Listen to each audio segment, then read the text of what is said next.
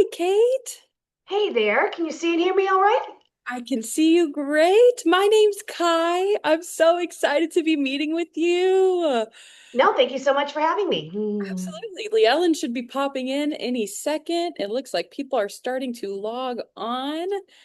How is your day? You were just in Texas for the library conference. Correct? Yes, I was. It has been a lot of hopping around as I finish up my book tour. Yes. Are you back home now? Yes, I am, thank goodness. Oh, thank goodness. Sorry, just going around closing out some other windows and things so I don't have notifications. Yes, I Um, understand that. Trying to get all our ducks in a row. Now, refresh my memory, and I'm so sorry, I don't mean to sound like a total scatterbrain, but like I'm on book tour brain and I basically am operating like on the mental level of a sieve right now. I'll be fine during the chat, believe me, that'll be fine. But are we going for half an hour or a full hour? Full hour. Okay, Yes. that's what I thought. I'm just double checking because I have done so many events. It's like I'm double checking everything right now to make sure I don't just, somehow mix one up with the other. Yes. Yeah. So we're going a full hour. Lee Ellen should be in here in a second and we'll do the official introductions and stuff. People are starting to log in. But yeah, and this is a book club. So we've all read the book by this point. So spoilers abound. You don't need to be cautious about what you're saying. I know when you're on book tour, you're like, don't give up too much. We're talking about everything tonight. So Okay, that's so fine. I do tend to want to know in advance, like, am I supposed to ruin the ending or talk about the ending or not? if you don't, I will. So yeah, we're talking about Excellent. everything. And this is being recorded as well. So for anybody who hasn't finished the book yet, they can pop out at any point so they don't get spoilers and watch it back later. So All right. No, sounds good. wonderful. Well, I'm personally so excited and have many questions for you. This was such a fun book to read. Oh, thank you so much. You're welcome. There she is. Hi, Hello. Ellen. How are Hey you? there. Hello, Miss Kate. How are you? How's everything going? So happy to see you again. I'm so excited. No, me too. I'm glad we could do this again. I know. And for a fantasy book, no less. What? I'm so excited. Well, I'm looking forward to the chat. It's going to be fun. I do have the chat pulled up on the side, so if you want to send me anything, you always Fantastic. can. And if we want to send anything or ask the audience to send questions that way, I will be able to see them. You're such a smarty. I love it. You are ready to roll. Kai, are you ready to roll? I'm ready to roll. Oh my Are you gosh. ready to roll? I have my beverage, my giant beverage to last me through. I have, oh, I should push this over. We're gonna have Kate's stack there. A little happy Kate stack. Okay, do you want me to do our little intro blurb? Go for it. Okay, friends, welcome to the Guild. This is Fabled Bookshop's Fantasy Book Club, and we are so happy that you're all here with us tonight to chat about this book. I am Lee Ellen, the book buyer, and Kai is here. Yes, I am. I'm our events manager here at the shop. And before we start, I just want to do a little quick housekeeping so everyone kind of knows what to expect. So, like Kate mentioned, we do have a chat box. So go ahead and pop in there, say hello, let us know where you're joining from, and you can ask questions. There's also a question box. And we will finally get to do our deep dive of the Astral Library from Kate Quinn. So, just to warn you, if you are viewing this replay, spoilers will abound in this chat. We've all read the book, so we're going to do a deep dive and ask her very specific questions. So if you haven't finished, now would be a time to bow out, to hide, come back, watch the replay. Kai's amazing and sends an email the very next day that is the link of the recording, so you can watch this after you have finished the book.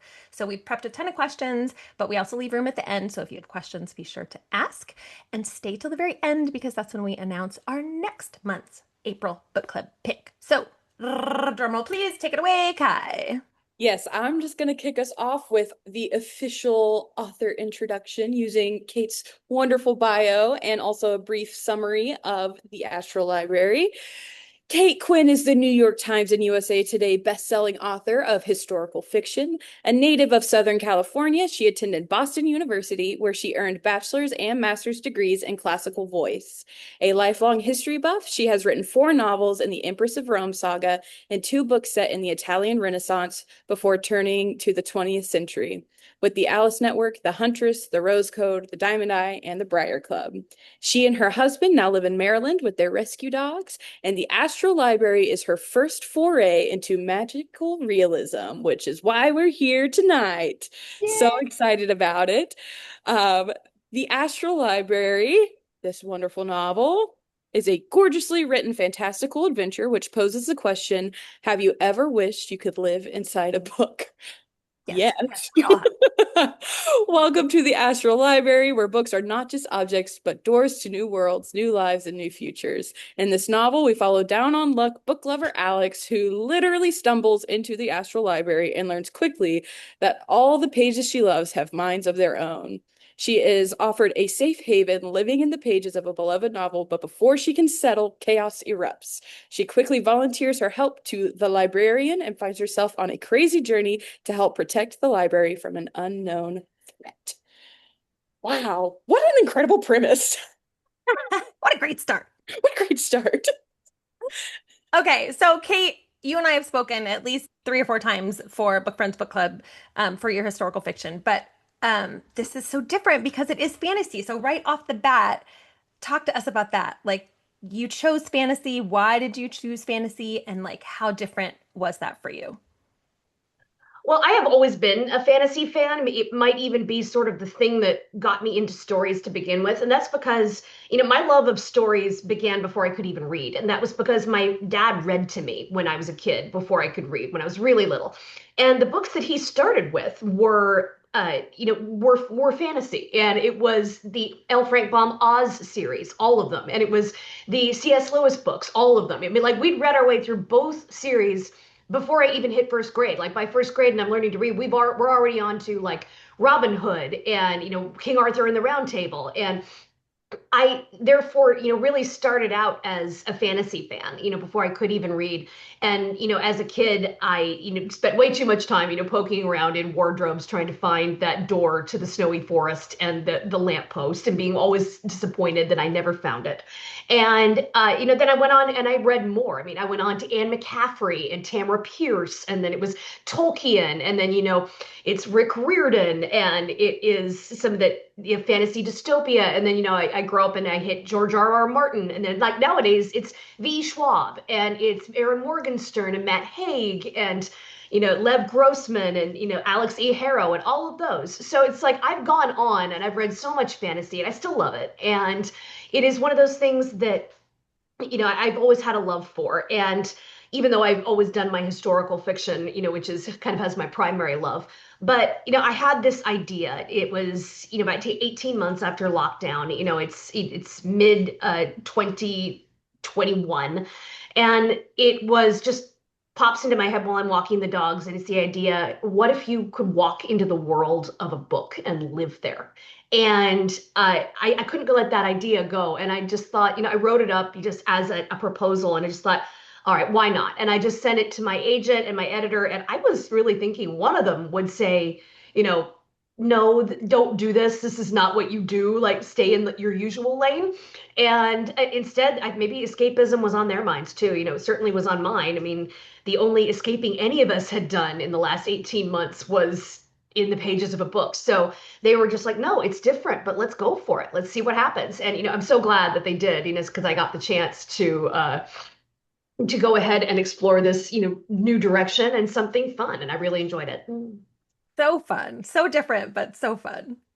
Yeah, I'm curious, did you have any hesitations along the process in kind of shifting gears, especially thinking about your readers who have, loved your historical fiction? Oh, of course. I definitely was, a little nervous, launching this, because it's like, are the readers who love historical fiction going to want this? And are the readers who love fantasy going to be able to find this when, I'm known for histfic. So it's like there's always that. And definitely it's a bit of a risk whenever you try to change lanes into something different. So I tried to make sure that, like the title, the cover copy, the description, everything communicates as clearly as I can that, like, okay, this is not a usual Kate Quinn release. This is something different. And, I still have people who are like, I had no idea what I was getting when I picked this up. And I'm like, I'm sorry. They just saw your name. They're like, she's an auto buy. We're buying it. Which is lovely, but at the same time, I'm like, I can see them being like, "What is this? This is not what I was expecting." And it happens anyway. But so of course, I was nervous. You always are if you're taking a bit of a risk. But I was so delighted to see how so many people have embraced the stories. So I'm Well, very glad it has at least right now at least has seems to have been it's found its readers, and I'm very happy for that. we're all book lovers. So at the heart of it, it's a story about books. So And I really kind of wrote it for the book gals. I mean, I was sort of thinking of, I'm looking for, all of you on Bookstagram where book reading is not just a hobby. It's a vibe, it's a lifestyle, it's a look.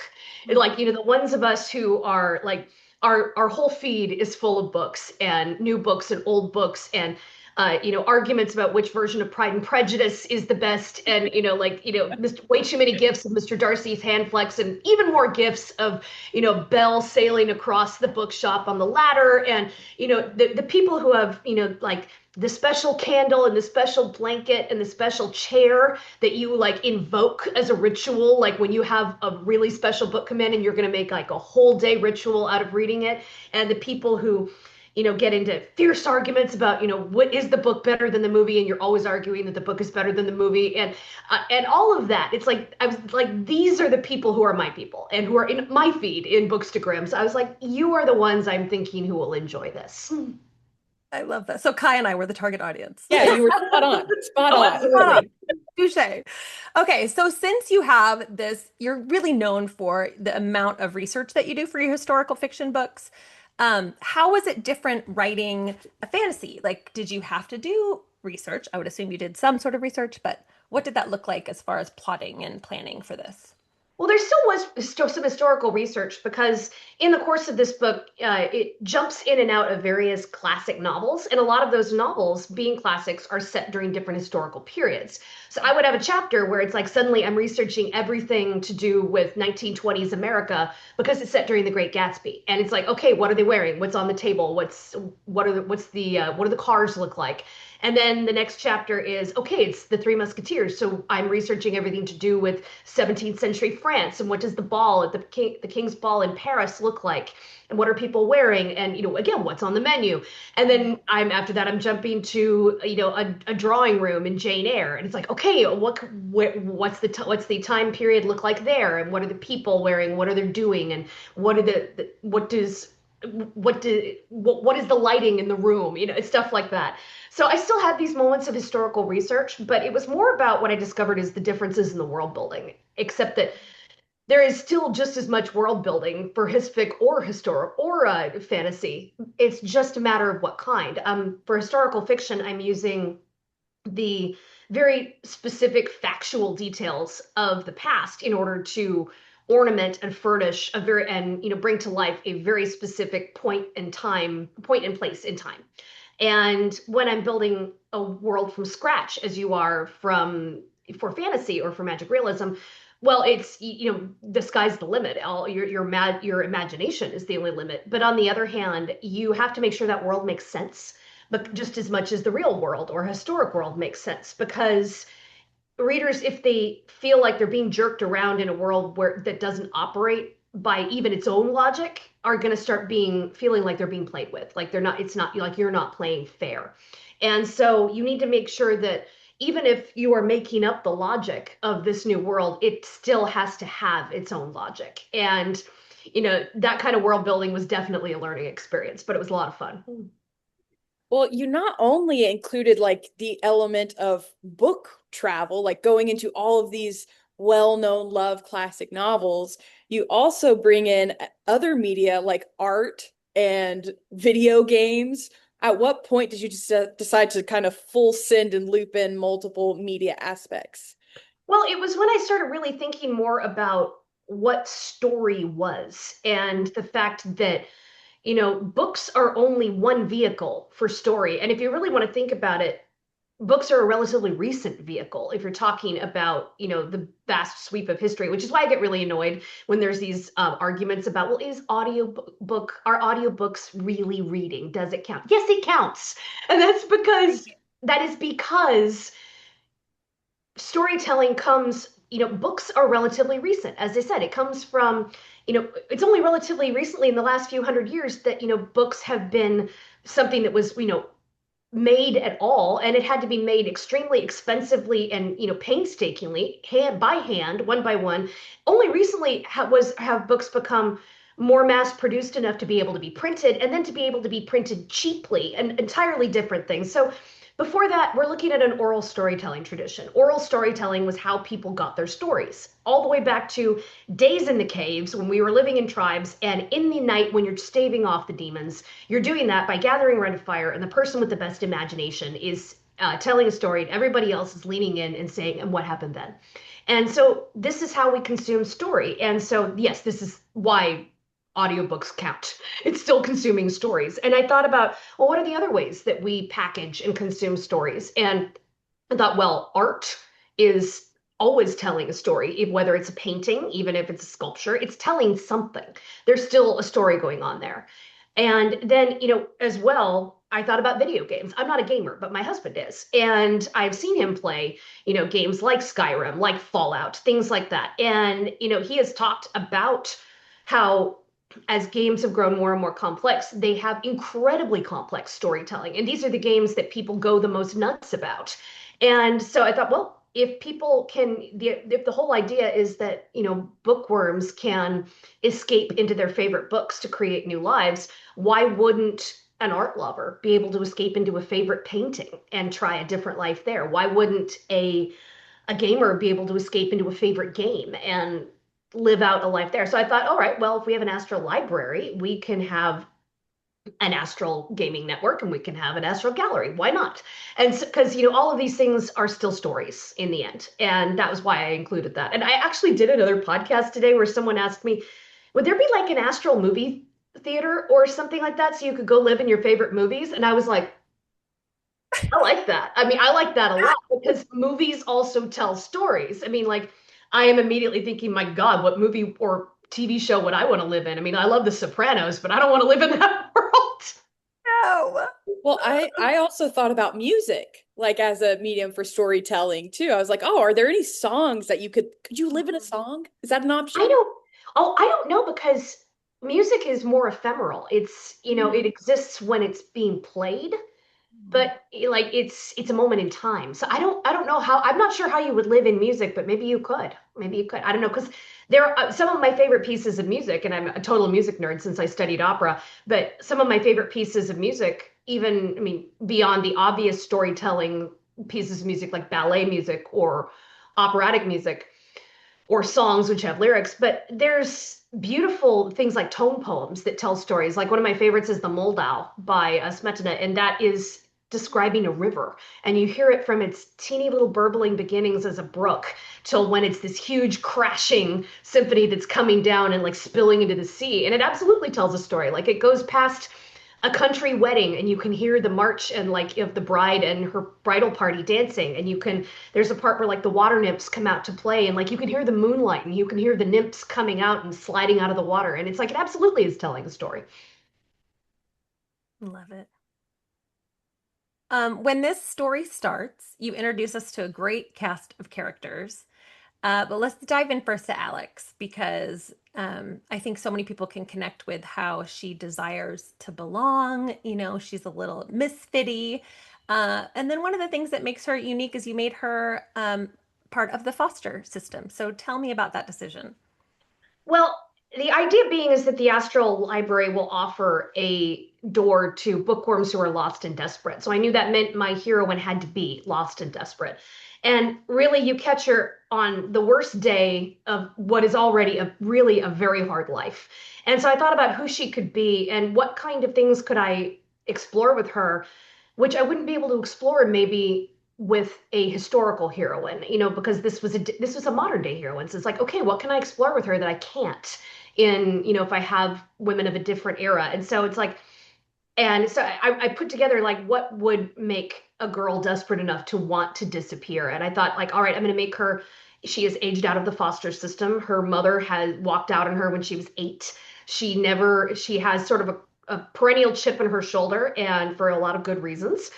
She has no support networks. She's part of the hustle culture where you're constantly patchworking your bills and your life together, with jobs that are never quite adequate and paychecks that are never enough. And that is so hard. And it is so hard when you don't have people to help. And it's hard to maintain friendships because you're too busy working, and everybody you know is too busy working. And it's hard to maintain romantic relationships, same reason. And she has a feel, and she knows it's not only that she was abandoned, but that no one has ever chosen her. Her mother didn't choose her. Her mother chose a boyfriend instead, who wasn't into the whole kid scenario. And no foster parent ever chose her and said, we love you, stay with us, we'll adopt you. And no teacher ever said, look, let me help you get into college. And, because we love to have this whole idea of like, yeah, by the bootstraps, do it all on your own, but kids should not be asked to do it all on their own. And it's really hard for anyone. I don't think anyone can do it on their own. But so Alix has always only been there for herself, and books are important to her because when you are broke, you know, a library card is one of the few things that you can afford because it's free. And so therefore books and libraries are places that feel safe to her, because this is where she can go where she won't need to spend money. And this is where she can go to escape to the worlds that she can't afford to visit.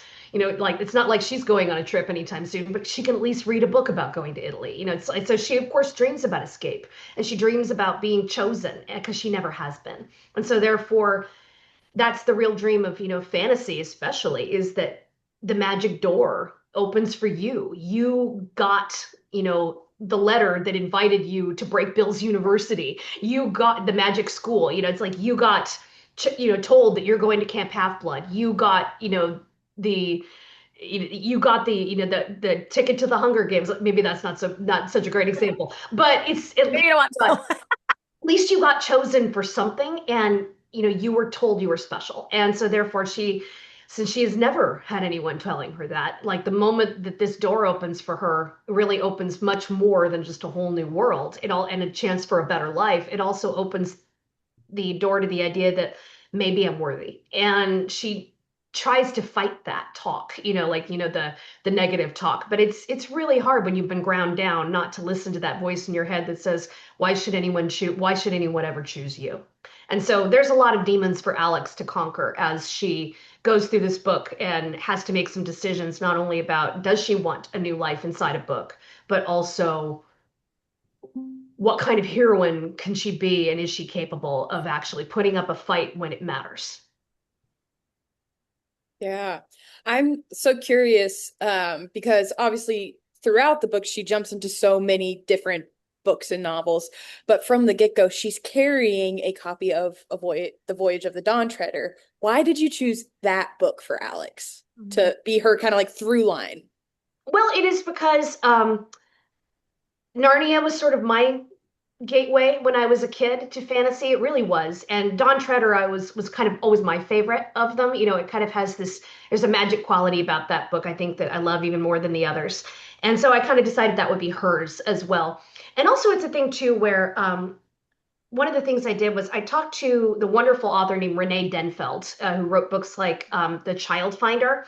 And she writes about, foster kids and orphans with such sensitivity and skill. And that's because she does have a background as a foster kid, and she has fostered kids as well herself, and has been unhoused and lived, without a family structure. And I wanted to make sure that I was getting Alix's character and background right. And, because psychologically speaking, and we had some really good email exchanges. I knew Renee a little bit from an event we'd done together, and I love her books. And one of the things she said, which is really common for people who have kids who have gone through the foster system, is that you don't have very much in the way of physical belongings that survive, through all the moving around. And what you do manage to hang on to tends to be very precious. And she described one kid she knew who like the only thing he had from his childhood home before he went into the system was a baby blanket. And now as an adult, all he has is pieces of that baby blanket, which he carries in a bag, like in a Ziploc, which he has still, and it's very precious to him. And I took that and I was thinking, okay, I for Alix, of course, one of those talismans would be a book that she's managed to hang on to throughout all of the foster homes and all the different caring facilities that she's been in. And so I decided, okay, she's got this battered paperback and she carries it with her. And she has a few other things, like the other thing she has is a bumper sticker, which came off of like her mom's book cart, in which she has that too. And like those are really two of the only things she has as an adult that connect her to a childhood that was secure before, it all blew up. And so I decided for her of the book was going to be Dawn Treader, just because that's one of mine that I really love. I love that. The other person that I loved obviously was Bo, and I thought it was so fun that he was like a costume shop owner and just this creative designer. It had to been fun to write him. I literally imagined that scene when he's dressing her and like sucking her into that outfit that had like was billowy. I totally pictured you because I've seen you at events where you're dressed up. So it made me think like the whole time I was like, all right, Kate, what outfit, like what costume would you want him to make you? Oh, yes, that would be fun. Well, it is. I really enjoyed creating Bo because one of the things that I really fell down a rabbit hole around, some time ago is that I started following all these historical costumers and costume experts and seamstresses and designers and dressmakers on Instagram. And what a way to pretty up your feed. It is so like Oh, cool. because these people are so unabashedly, passionately nerdy about like, this gown that they're creating, like an authentic robe à la française that they're going to wear to the Versailles Ball in Paris, or not in Paris, but in France, or like the authentic Regency ball gown that they are going to take pictures of themselves in Bath in England, and like then they'll and the videos where they're showing you it's like how to do the channels on an authentic set of period stays, or like how to hand sew crystal beads the size of protons onto raw silk. And I love that kind of thing because I love it when people are really unabashedly passionately nerdy about something that they love, and it's putting all this time and skill and effort into creating something beautiful and historically accurate, and the gowns are gorgeous. And their knowledge is so niche and it's so cool, and I love looking at it. So I went down a real rabbit hole on that. I think I originally found it because like I'm researching something like, okay, could my heroine actually get herself into a corset without a maid? Because she doesn't have a maid, so can I have her do that? And you will find these people in videos actually say, "Oh, I hope you have wine. Apparently, I have wine arriving." I was gonna say, when's he popping in for his appearance where he brings you something? Hi. I think you've done this before. What's up? I was telling Kai, I go, wait till her husband pops in. It's so fun. Oh yeah. Hi, good to see you again. The dogs have already popped in. So how is everyone on this fine day in the EAC? That's all good. That's good. Happy to see you. We doing good? We're doing great. I only have water. Can you pour in some wine? I can just just careful. There you go. Need the Astral Library to teleport some wine to my mug. Excellent. Well, I'm just glad I was able to talk her into including my favorite game of all time, Skyrim. Yeah, I had already said my husband's the gamer, so he's the gamer. I put in the games and he helped me with the game stuff. So Skyrim is one of his favorite games, and I threw Fallout in there too, and some of the other ones. Yeah, that's at least mentioned in there. Yeah. Oh, that's so fun. Yeah, no, it was definitely a little surreal because I was just like, hey, we should include games in here, and she just kind of stops and goes like, yeah, okay, and I'm like, what? I'm like, it's never that easy. It's never that easy. So I'm just like, sure, okay, what do you need? Yeah, that was a fun one though. Yeah. It's so fun. But yeah, anyway, back to the costume stuff that I was doing. Thank you. Hi, good to see you again. I'm just gonna leave this here for you. Yeah, we might need that. I think I'm good. No, no, I'm out. I'm out. Brief interruption. But yeah, the other thing is that No, I want some. but yeah, the other thing is that yeah, I was doing, I think originally found a lot of these costumers because I was researching like could a heroine get herself into of this time period get herself into a corset without a maid? Because that's the kind of thing it's practical. And you will find these videos online of like there's a historical costumer in a historically accurate set of like Victorian era underwear, and they will demonstrate, yes, how can get into a corset without a maid? And it's like this kind of thing is gold. It's great. So that's how I got interested in this whole sort of niche subculture thing, which is so neat. And if you want accounts to follow, I will give you accounts to follow. But I thought as I started creating the character of Bo, because I wanted Alix to have a romantic interest and also kind of like a sidekick and a lieutenant for her adventures when she needs one.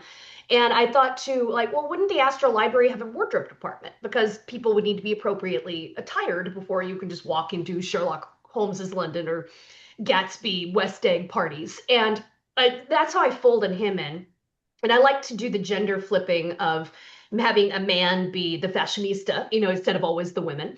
Yes. And I liked too the idea that Alix, since she is a plus size girl, she perennially lives where she's not feeling necessarily gorgeous. Because if you were both plus size and on a really strict budget, it is really hard to find clothes that will make you feel glorious as a plus size woman.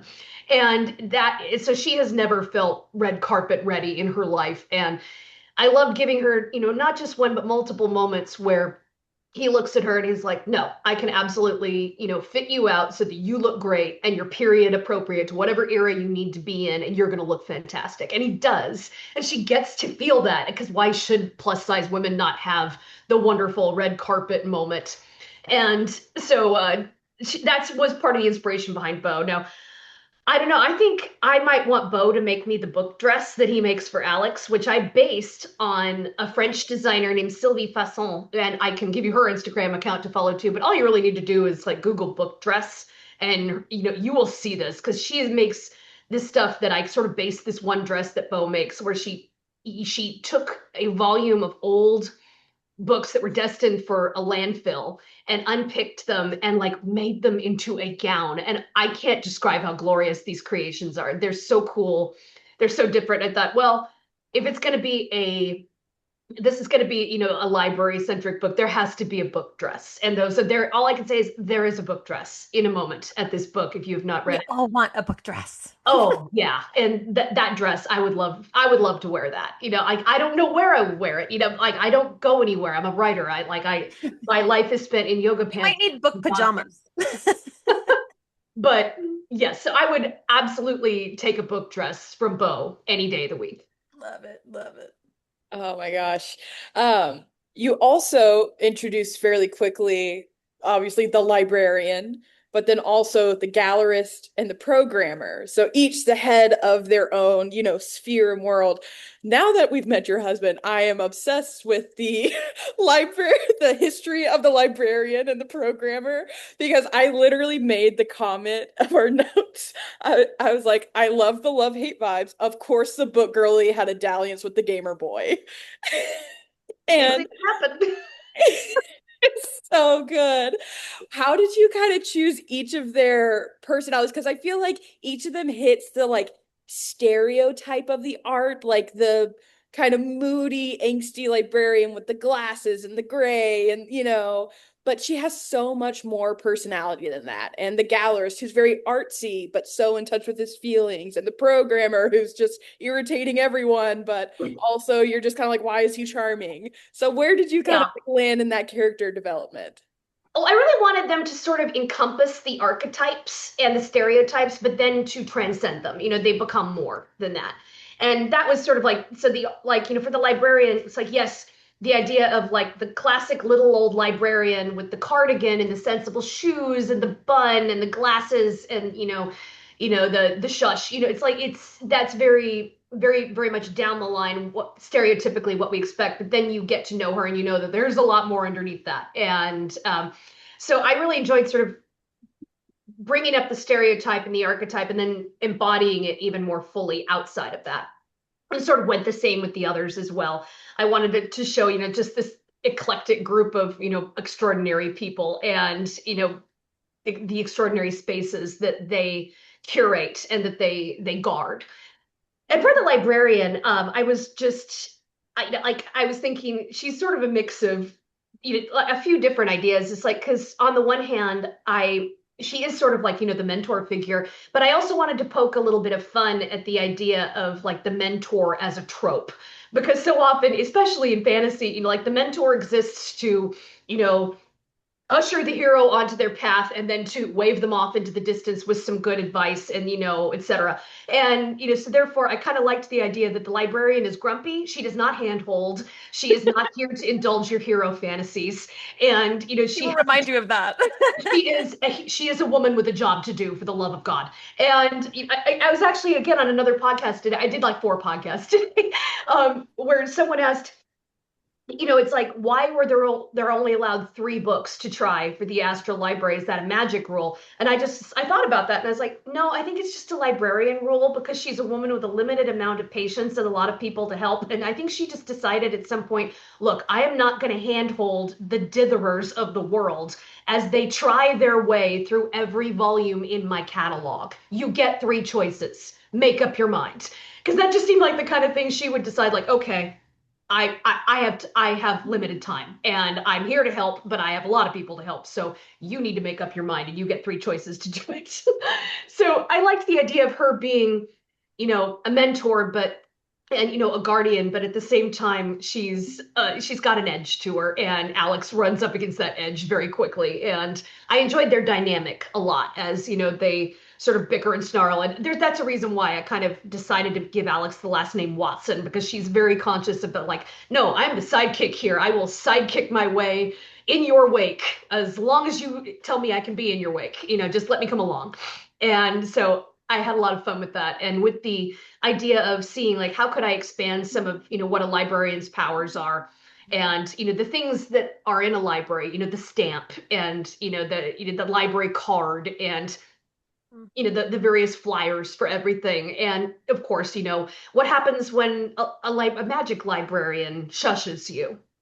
You may not want to find out. Yeah. I mean, iconic to say the least. It was so entertaining. Like everything that happened with the librarian was just fun to read, to experience. And on top of that all, she's a book dragon. She's a literal book dragon. Well, that was in the the scene store I that knew says I Book wanted. Dragon. I was like, we need to send Kate this shirt.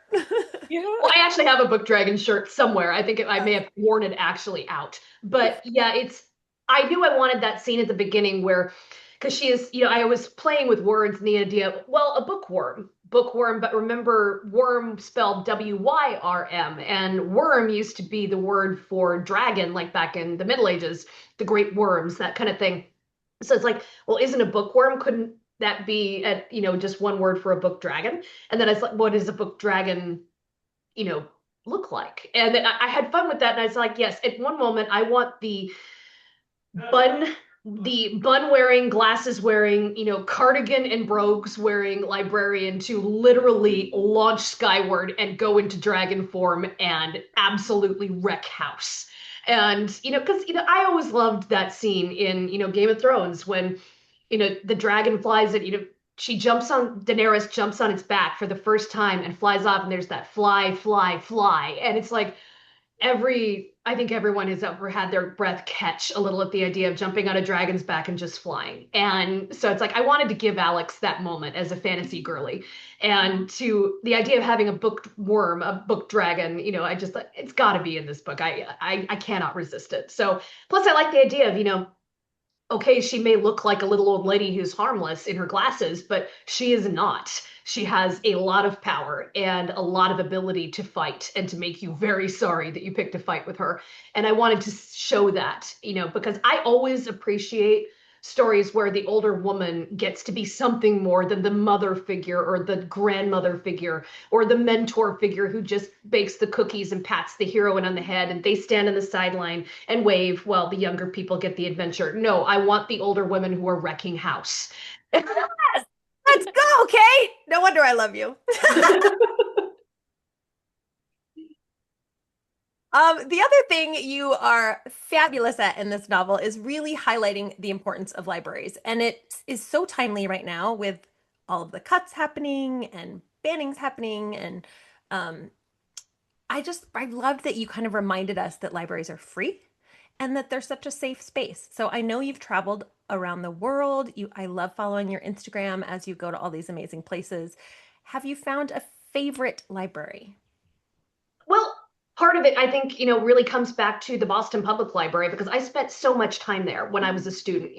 I was broke. I could not afford to buy books. So therefore, that library card and the weekly or every other week trip to the library to get library books was really critical for me. I didn't have reading material otherwise. So that was one of those things that it was important to me. And then later when I discovered the reading room, which is what I based the appearance of the Astral Library on. And if you have ever seen the reading room, it is such a absolutely gorgeous space. And I'm actually going to see if I can drop this into the chat just because I love this picture so much, and it will absolutely tell you what the Astral Library looks like. But it is, as soon as I thought, like, okay, what does this library look like? What does the Astral Library look like? I thought, I think it looks like the BPL. See if I can. Oh, it doesn't look like it can. Let's see. Well, could you put a link? Yeah, maybe I can do that. Let me put a link there to it because I can literally pull it up here. That's fun. Okay, so BPL points of interest, here it is, but you can scroll, if you scroll down just a little bit, you will see this beautiful barrel vaulted room with the long tables and the green lamps, and that is what the Astral Library looks like. I spent so much time in that room, either reading or with my laptop, writing a book, and it, as I was, a student at the Boston University. So I love this library. It has this wonderful hush to it that is self-policing because you go in there and you just know instinctively, it's like, okay, now is the time to be quiet. This is for work. This is for reading. But you don't disturb that hush. It's sacred. And it's such a gorgeous spot. And so I always love going back there. The whole old section of the library is so beautiful. There's this Italianate garden that's in the middle. You'll see in the rest of that, that link has all this stuff where With it's a like, fountain? I'm like, my library doesn't look like that. oh yeah, it's got this staircase with the lions on it, and it has this, Italianate garden with the fountain in the middle, and then there's a room with these murals that are Galahad on his quest, and it's really fabulous, and I just love everything about it, and that's one of those things that I love going back there every time I am in Boston. And so it is one of those things that I'm just always appreciative of. And it does very much say to me, what is a library? And that's what a library is to me. And actually, I'm going to see if I can. Okay, I think I can maybe put it here. All right, I just put the JPEG in the chat too, so you're going to be able to see it. Love it. Thank you. Stunning. Going a little bit more into the themes of the story, we briefly touched on it on the beginning, but escapism. You show so much just how books can save a person. I think every reader has a book or two or 12 that genuinely has shaped you, changed you in some way, shape, or form, whether that's from childhood, whether that's from adulthood, I mean, and everything in between. And they are very much safe harbors. But the concept of escapism, some people think negatively upon. They're like, that's not healthy, that's not good.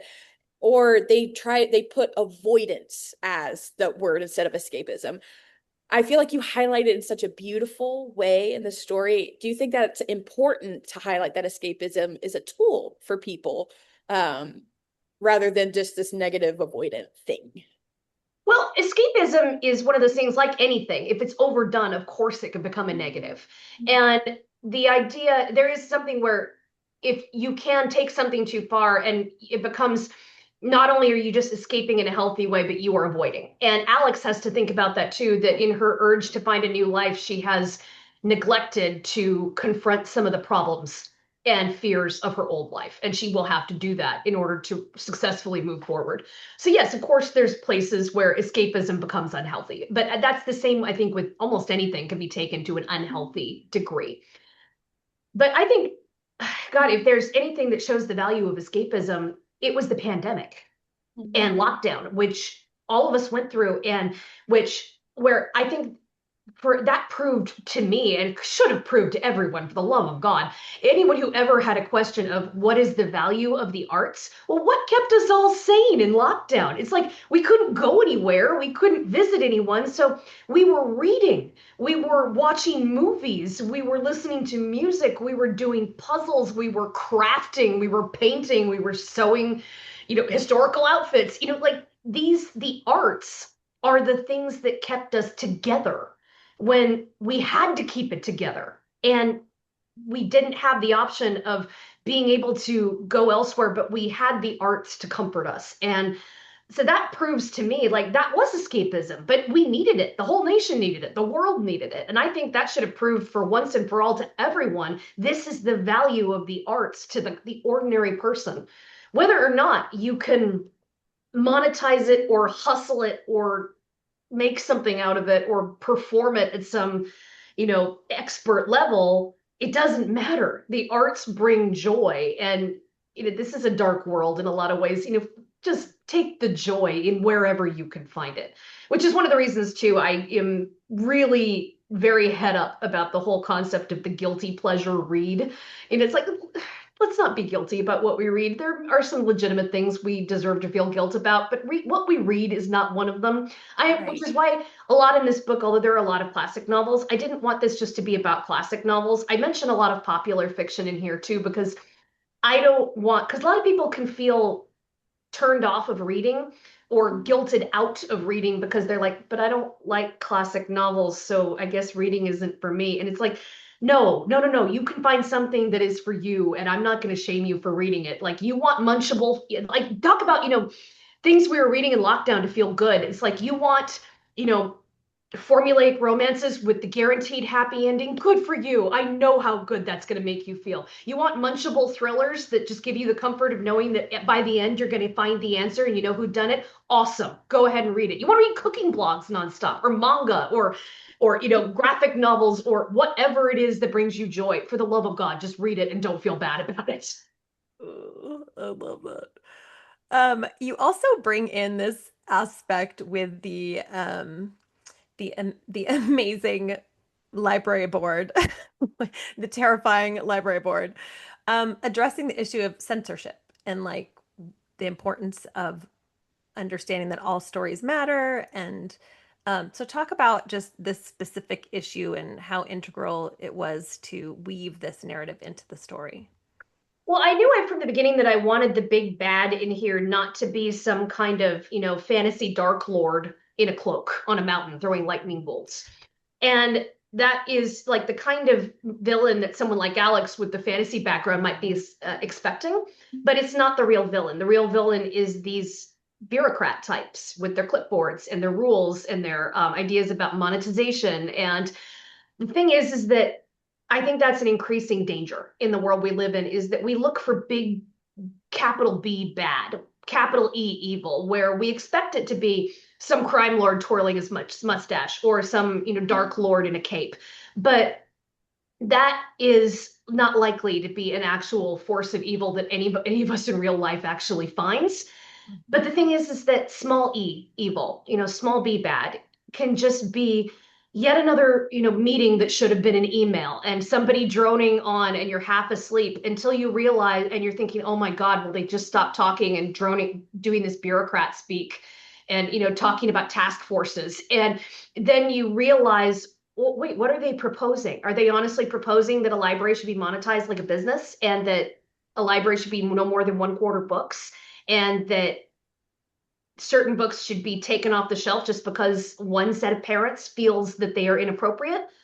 And you realize, no, no, no, you need to recognize those moments because we are much more likely to come across small e evil, small b bad in those situations where it's just some yet another board meeting or yet another, meeting or email round robin or something where you realize, wait, somebody is proposing something that is not okay. And we need to recognize those moments when they come around because so much bad happens because of bureaucracy, just little bureaucrats who are checking things off on their clipboards and doing their jobs. And no one if no one questions that and says, hey, no, not okay, then some very bad things can happen. Books get banned, books get burned. This stuff gets voted on around board tables, or it gets, passed by some, in the bureaucratic footnotes of a law, or these are the things to keep an eye out for, because they are much more common in the scope of our lives than, a dark lord showing up on a mountain.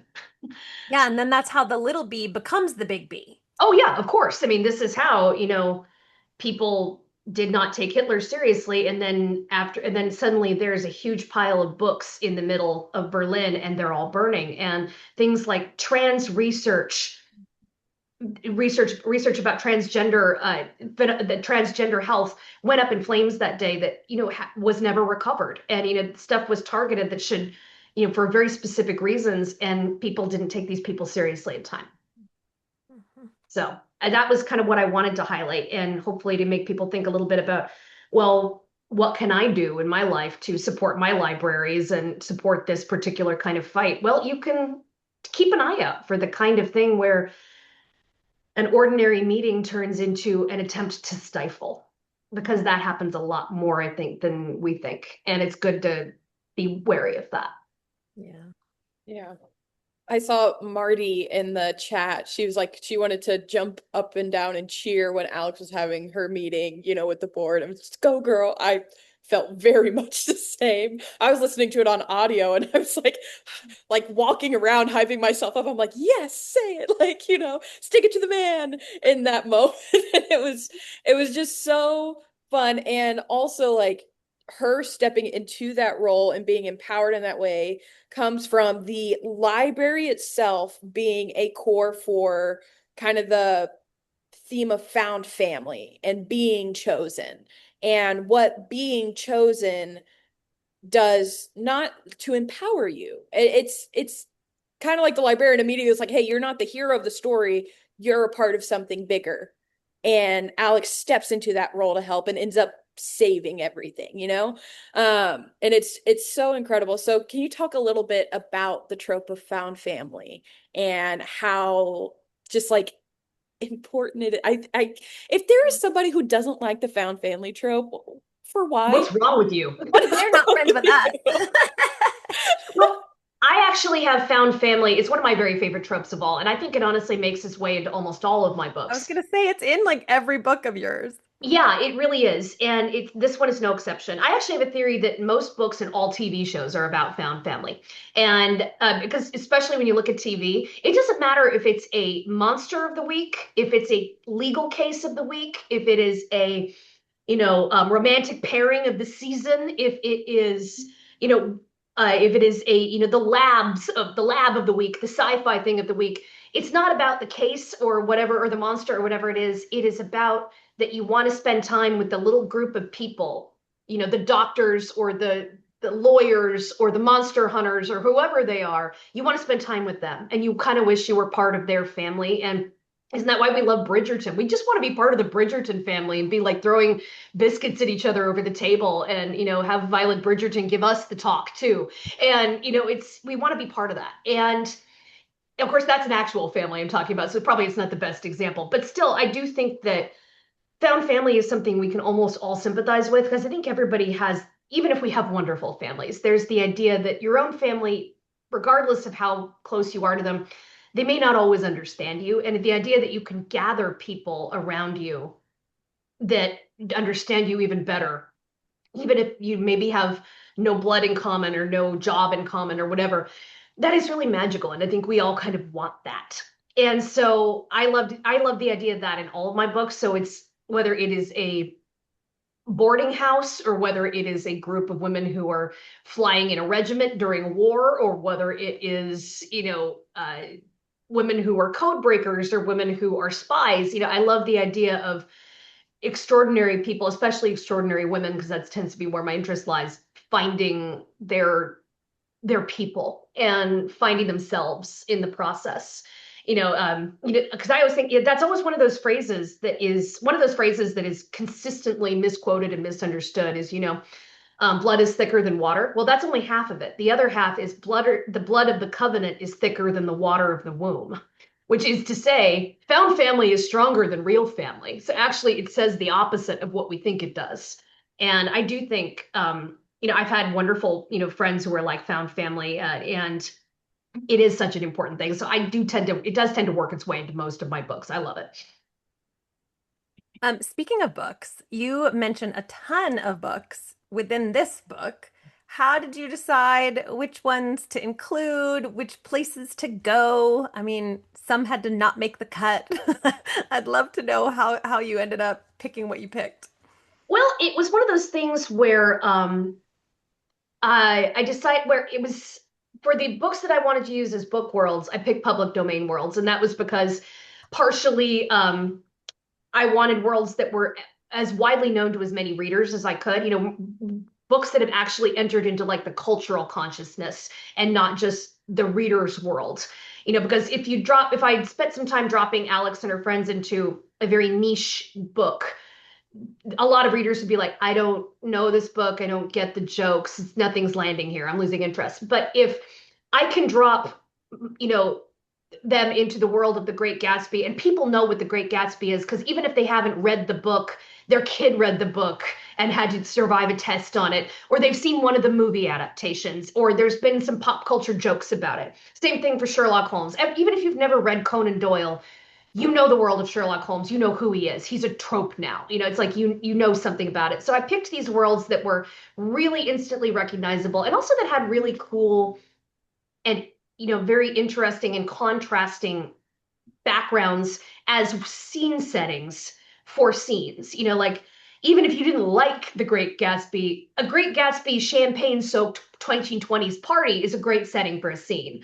Maybe you never read The Three Musketeers, but the king's like a ball in 17th century Paris is a beautiful setting for a scene. I will say right now, I do not like Wuthering Heights, and I do not think anything about Heathcliff and Cathy is aspirational, but those Wuthering Moors are a Hot great take. scene, a great setting for a scene where a battle is about to happen. So it's like I picked things that would contrast and that would be cool to write in and would be vivid. And then I also picked, and that would be recognizable to the biggest variety of readers. And the other reason I picked public domain for that scenes is because I don't want to get sued.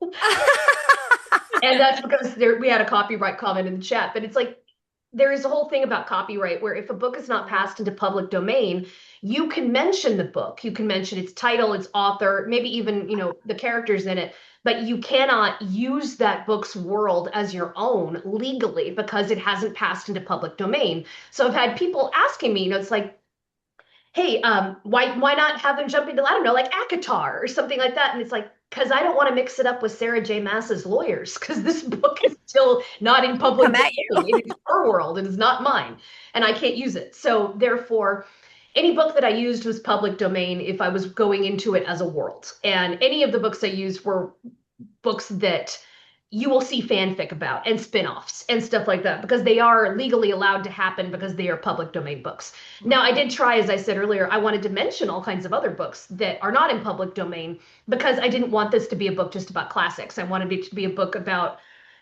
all the kinds of books that people are reading. So, Alix, therefore, she does mention a lot of popular fantasy. She's read her Rebecca Yarros. She has definitely, read her Tolkien and her, her Narnia and all of this stuff. And I did put in a mention to G.R. McAllister and her Five Queendoms series, because that is a fantasy series I love so much. And I want it to find like millions and millions of readers and become the next ACOTAR. And I love it. And I know Greer, and I know her as well. She's the author. And so I asked her, it's like, hey, can I put a reference to you in your world in this book? And she's just like, yeah, that would be fun. And in that case, I used her world, but I had her permission to do so. So that's legal. So I did do And that. then you snuck in a little Kate Quinn in her sweatshop.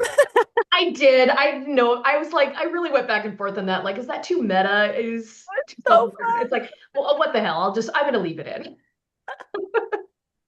I got so tickled at the fact that the library also had the unfinished books and bringing up George Martin's unfinished, that every reader's itching to, we've been waiting for so long, and so that it's there in the library, but then she realized, oh, it's changed, and the time that I closed it, it's changed. That was such a fun little addition to that, just Yeah, kind of I felt that this library would have to have all the books, even if whether they've been written or not. So there, of course I immediately did think, well, what's the book everybody's waiting for and has been waiting for forever? And I just thought, well, we all know what that one is if we're a fantasy fan. So what is the first thing Alix does when she has a little downtime? She goes to the fantasy section and she gets the new George R. R. Martin, the one that isn't out yet, that we've all been waiting for so long, and she starts to read. Because that is exactly what I would do if I was in a library where I could get books that hadn't been released yet. I go right to Patrick Rothfuss. I'd be like, I've been waiting 20 years for this book. Finish this series, please. Yes. I love it so much. The books themselves also have personalities. And, let's start talking about the ending here. Oh my They gosh. eat people? The eating of the book. That was the best. Snippety snappity books.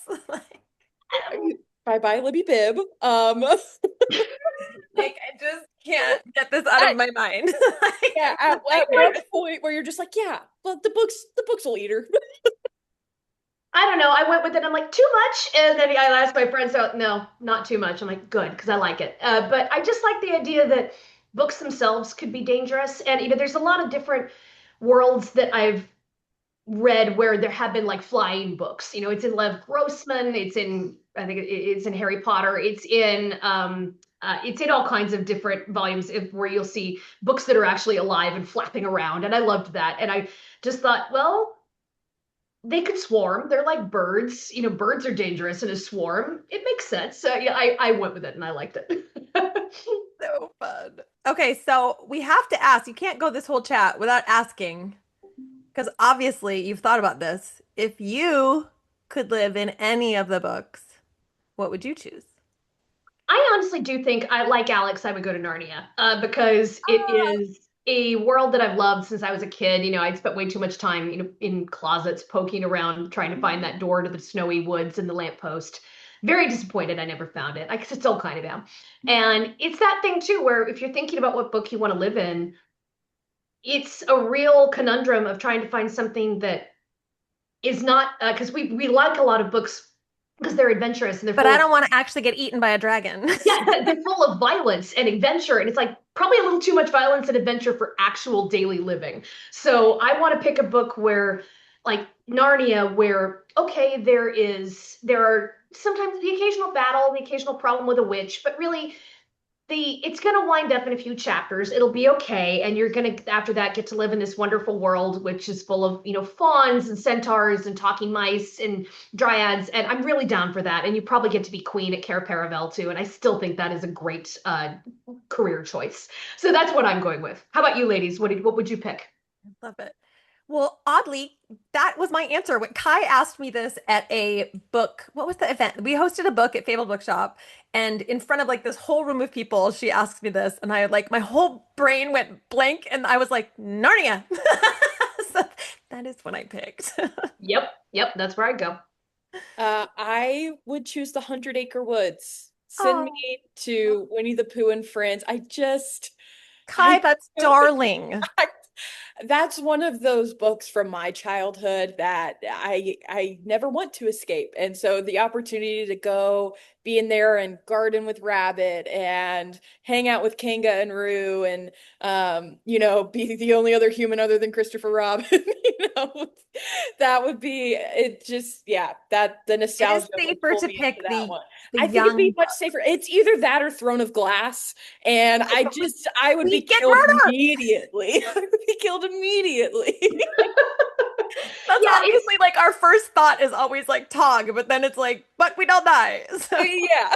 It's like I think a lot of childhood favorites are good picks, and then there's a little girl that you see in the Astral Library who goes to Avonlea because the world of Anne of Green Gables. That would be a very nice world to go into. So childhood picks would be good. Oh, Marty says Gone with the Wind. Just for the dresses. For the dresses, I'm not sure for much else in there, but for the dresses. I wouldn't want. But the other one I think would be good to be a lot of the good genre stuff, like historical mysteries, like cozy mysteries. Live in some little English village where there's crimes, but there's also tea and like scones the cat shelter, and like Cotswolds Gardens kind of thing. That would be good. Or historical romances. Like if you want a romance, happy endings built in, the men are all hot, and none of the men, even if they're, dukes or whatever, Pirates. they still have good teeth and deodorant, and they definitely did not make all their ducal money off of child labor or colonial plantations. And that's the Yeah. kind of thing, that's the kind of world that would be nice to live in, where it's a little prettied up and it's a little less rough around the edges. And that would be any one of those would be nice worlds to live in. Oh my gosh, that's so great. Yes, I see a lot of Avonlea people. Oh Hmm. yeah, I think Anne of Green Gables. I mean, those the Ellen Montgomery is like a go-to for me if I need like that warm hug reread. So yeah, I could definitely see going to Avonlea or going to Emily of New Moon or one of those. That would be lovely. Yeah. I also, sorry, I think I could also end up in Alice in Wonderland. Like I would enjoy Wonderland. I Like, feel like that would get a little weird too, though. but that's a fun kind of weird. Like it's not too scary weird. It's like it's just like the ooh, this is strange. Could be All weird. right. Yeah, but as like Marty says, as long as I can hop out, like I might want to peace out sometimes. Like, Yeah, you can hop out of these worlds. So it's not a one-way trip, which is good. Yeah. I do like Well, I wanted to ask, I was like also with the ending, like Alex becomes the girl, She becomes an official page. She uses the shush, also iconic. I mean, what cool power. And in the epilogue, I find out she herself is turning into a bookworm and is starting to see those signs, and it's so exciting. Why did you choose to let her live in the fantasy? And rather than like, I feel like there are other authors who would have wrapped this whole story back around into reality. But you really just like, you're like, no, the fantasy is Dragon. the choice. It's the right choice. Well, it's the idea that she really is a true she is a librarian at heart. She doesn't choose one book. She wants to choose all the books. Mhm. So it didn't feel right that she ends up going into just one book and making her life there, because ultimately she's not going to be happy in just one. She wants them all. And being able to serve all of them, being able to be a caretaker for all of them felt like the right ending for her. And I wanted to give her that fantasy though, where she gets that, because, and not only that, but she also gets to live in this library, because the library has always been the safe place for her. But now she is also, it's become full circle that she is now also the safe place for it. She has proved herself to it and it wants her. And it does choose her in the end. And so does the librarian. And she now has this new job. And that's the thing too, where she didn't just find a new life, she found a job, she found a calling, and it was a little bit coming round to that idea of healthy version of escapism versus maybe the unhealthy version. And before, what she wanted to do was get as far and fast away from her life as she could. But she also found in the course of this book that there were some things about her life that were worth keeping. There's Bo. There is some friendships that she's made. There is the real Boston Public Library, and there is this library. And she is like, okay, I don't want to run away from all of that. I want to keep that. And so this allowed her to keep that and to be able to still have the book adventures too. Mhm. I love it. Okay, speaking of bookish adventures, I know you're a big reader. What are you reading right now? Is there a favorite five-star read you've had recently?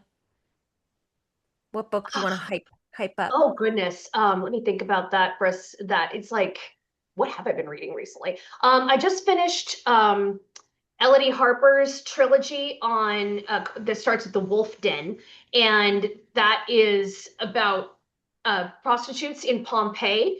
And it's such a beautifully written, beautifully researched historical fiction, because we know a lot about these women because of the graffiti in Pompeii, and it's about bringing that to life. And I just loved it. So that was one book that I really loved. I also got a chance to read Sylvia Moreno Garcia's upcoming book, The Intrigue. And she does this thing, I don't know how she does it, where it's like she always has me rooting for things that I should not be rooting for, but I'm rooting for it. And I'm like, oh God, this is so toxic. Why am I rooting for this to happen? I'm still rooting for it. She does this every book, and I am here for it. I love it. She has a gift. So that's one that I really loved. And let me see what else. A 5-star read I really loved this year was Melissa Albert's The Children, which is for anybody who Oh, wants a little bit of that fantasy touch and the book about that right books. here. I just It started. oh, it's so good. It is about you. Yeah, you have a brother and sister who are grown up, and their mother is the author of like the world's most famous children's series of fantasy books, which stars a brother and sister with their names. So imagine if, I don't know, like C.S. Lewis had actually had 4 children who were named Peter, Susan, Edmund, and Lucy, and they were the same ages as the kids in this book. And then those kids had to grow up in real life under the weight of expectation, a modern day audience that has all these expectations of who they are and what their childhood was and what their relationship with their mother was. And add to this the fact that their mother disappeared, she died in a fire before she could finish the final iconic book of this iconic series. So they've been dealing with this weight of expectation their whole lives. And as adults, they're finally coming to terms with the weight of this legacy, this literary legacy, and what really happened in their childhood, which they keep pretending is idyllic and really it wasn't. And what was their mother really up to, and why did she die in that fire? And like it is a touch of horror, a touch of fantasy. It is so much book lore in there. It is really, really fascinating. And that was, I can tell, I think it's going to be one of my year-end top 10 books. So good. But yeah, I recommend you have a copy of that. Just dive right in. You're going to love it. Just started. Amazing.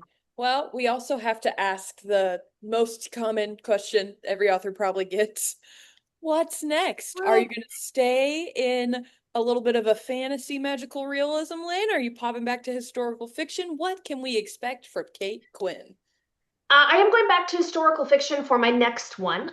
It doesn't mean that, I won't, I'm not stepping away permanently from hisfic. That is, I think, still my primary love. But it doesn't mean that I won't ever write something, fantastical again. I have no idea. It just depends what comes next. I'm not really sure yet. But I can say what definitively comes next as far as what I've got is a book that is going to be out next summer, and it has the title right now of The Woman on the Mountain. And it is a dual timeline taking place pre and post World War One. And it is all about the UK suffragette movement where women were fighting for the right to vote. And I love this history so much. I am so excited to write about it. I wanted to write about suffragettes for so long, and I'm really thrilled. So that's going to be the next book out next. That seems so in your wheelhouse too, of finding these strong women in history. Yeah, I love it. I really do. So I'm diving into that. I have the rough draft done already, right before I hit the road on tour for the Astral Library release. So I'm actually going to be diving into edits on that, like really any day now. So I'm really excited to get back into that. Oh, I can't wait. We look forward to that. All right. Well, hopefully I can come back again for the next time around. You're always welcome. Thank you so much for joining us tonight. This was fabulous. Oh, no, thank you for having me back. I always love to chat with readers and all the Bookstagram girlies out there because this book was for you. Yes, we loved it. I'm glad your husband got to pop in. As usual, I'll make sure he does next time too. All right. Thank you so much and have a wonderful rest of your night. Thank you for having me. Have a good night. Oh. Okay, everybody else, if you want to stick around, we're going to announce the April pick. Oh, yeah. Oh, yeah. About to drop chat. Ready, set, go. All right, we will be reading Weaving Shaw. And we actually have copies with us, which is a miracle. I have Al-Wasiti. And I finished this book last month, and it is fabulous, you guys. I think you're going to love it. There's a girl who sees ghosts, and she has this secret she's kept, and she gives this secret up to try to save her brother. And in exchange, she has to go on this quest and look for a ghost. And so it's got like a great dark vibe. It's got like a haunted castle, creepy house. It's got enemies to lovers, slow burn romance. I mean, it's so good, you guys. It's so good. So that's going to be next. And she's so excited to join us. Now, the time is weird, right? Because she's in a different it is country. at 12 p.m. So a great lunchtime lunch break Zoom, and of course we'll record it and send it because she is based in the UK, and Yeah. so she's got quite the time difference, so that she will be joining us in the evening, and so we're midday. And you Um, guys, she's a debut author, so she's like honestly so excited that we chose this and she can't wait to talk to us. So I think that's even really fun. So Yeah, and I mean, we're excited. It's also so many of our other readers at the shop have read it.